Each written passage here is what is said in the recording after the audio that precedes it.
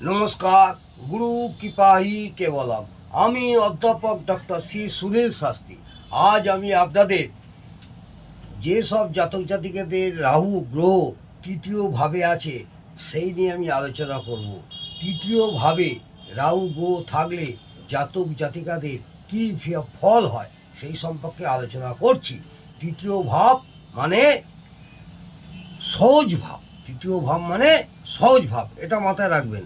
সহোদরভাবে, ভাতৃভাবে বা third house, এই তৃতীয় ভাবে রাহু গ্রহ যদি আমাদের থাকে, অর্থাৎ যেসব জাতিকাদের লগ্ন সাপেক্ষে তৃতীয়ভাবে রাহু গ্রহ থাকে, সেই সব জাতক জাতিকাদের কি হয় সেই সম্পর্কে বিস্তারিত আলোচনা করছি, মন দিয়ে শুনুন।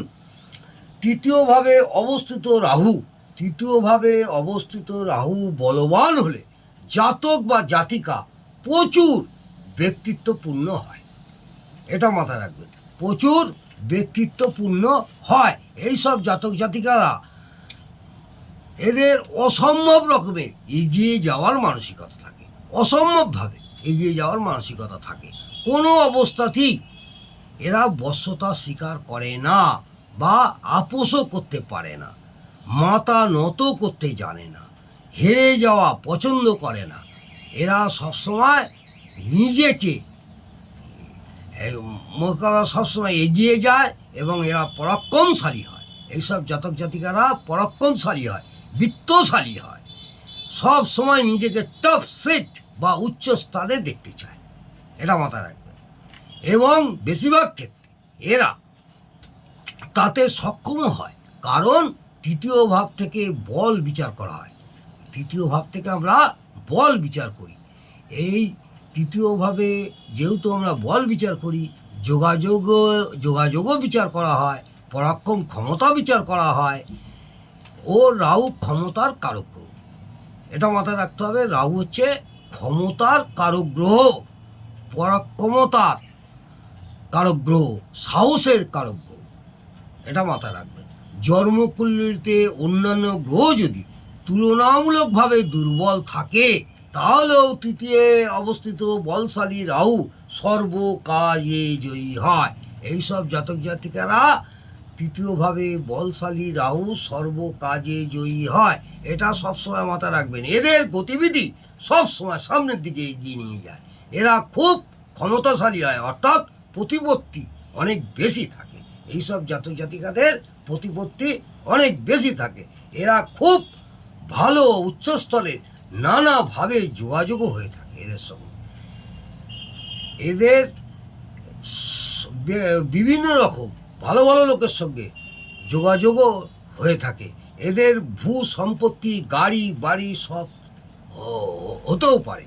এইসব জাতক জাতিকাদের সব সময় এগিয়ে যাওয়ার মানসিকতা, ক্ষমতা থাকার জন্যে গাড়ি বাড়ি ভূ সম্পত্তি এইসবও হয়ে থাকে।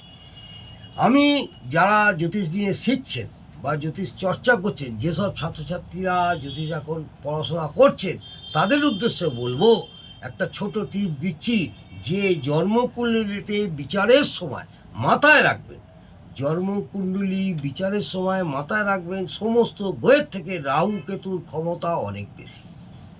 যদিও ছায় এই রাহু কেতুর ক্ষমতা অনেক বেশি, সেই কারণে অতীত থেকে মুনি ঋষিগণ রাহু এবং কেতু গ্রহ না হওয়া সত্ত্বেও তাদের গ্রহ হিসাবে প্রাধান্য দিয়েছেন।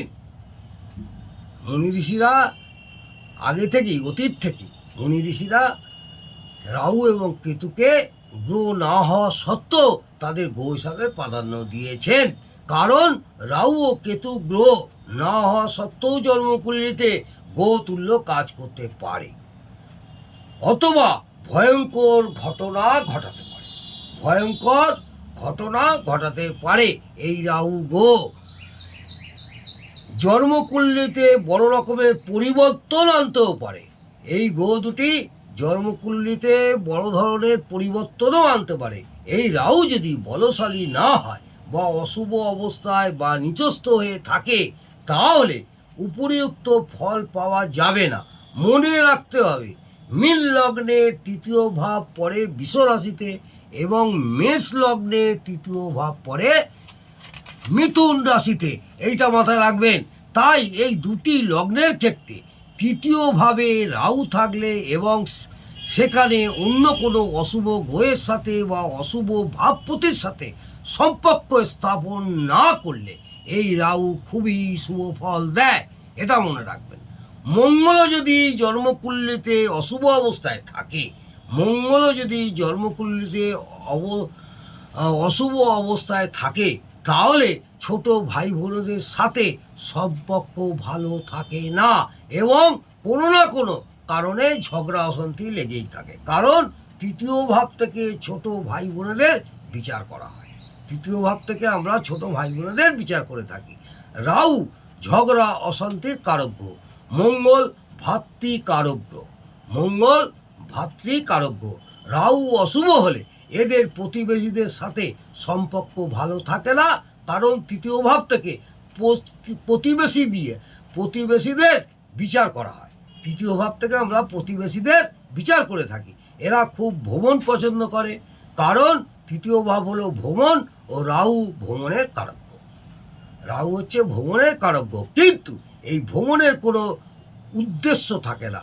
এদের অনেক ভ্রমণ হয়, এদের ভ্রমণ হয়। দ্বাদশ ভাবের সাথে সম্পর্ক স্থাপন হলে বিদেশেও ভ্রমণ হয়।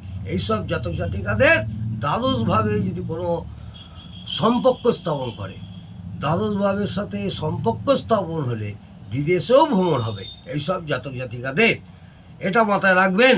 জাতক বা জাতিকার কথাবার্তা একটু উচ্ছৃঙ্খল ধরনের হয়, এইসব জাতক জাতিকাদের কথাবার্তা একটু উচ্ছৃঙ্খল ধরনের হয় এবং ওভার কনফিডেন্স থাকে। তৃতীয়ভাবে রাহু শুভ অবস্থায় থাকলে এই ওভার কনফিডেন্স ঠিকভাবে কাজে লাগে, কিন্তু রাহু অশুভ অবস্থায় থাকলে এই ওভার কনফিডেন্স ক্ষতি করে, অর্থাৎ কাজে সাকসেস হয় না, তখন কাজে সাকসেস হয় না। লেখাপড়া কিছু না কিছু ব্যাপারে বাধা বিঘ্ন উপস্থিত হয়, কিন্তু রাহু বলশালী হলে এই বাধা বিঘ্ন কোনো না কোনোভাবে অতিক্রম করে। এরা মাঝে মধ্যে চঞ্চল মস্তিষ্কের কাজ করে ফেলে, হঠকারী সিদ্ধান্ত নিয়ে ফেলে, এটা মাথায় রাখবেন। এরা হঠকারী সিদ্ধান্ত নিয়ে ফেলে। রাহু শুভ হলে এরা সকলের সাথে যোগাযোগ ভালো রাখে, ফলে সম্পর্ক ভালো থাকে। মনে রাখতে হবে, রাহু যতটা অশুভত্ব পাবে ততটা অশুভ ফল দেবে, এবং যতটা শুভত্ব পাবে ততটাই শুভ ফল দেবে, এইটা অবশ্যই মাথায় রাখতে হবে। আজকে এই পর্যন্ত আমরা তৃতীয়ভাবে রাহু গ্রহ থাকলে যেসব জাতক জাতিকাদের তৃতীয়ভাবে রাহু গ্রহ আছে তাদের কি ফল হয় সেই সম্পর্কে আলোচনা করলাম। আর যারা ছাত্রছাত্রী বা জ্যোতিষ চর্চা করছেন তাদেরও বলবো ঠিকভাবে প্রেডিকশান করবেন, তাহলে আপনারা অনেক সুফল পাবেন। যদি আমার এই ভিডিওটি আপনাদের ভালো লাগে অবশ্যই একটি লাইক করবেন এবং কমেন্টে জানাবেন ভিডিওটি কেমন লাগলো। নমস্কার, জয় মা তারা।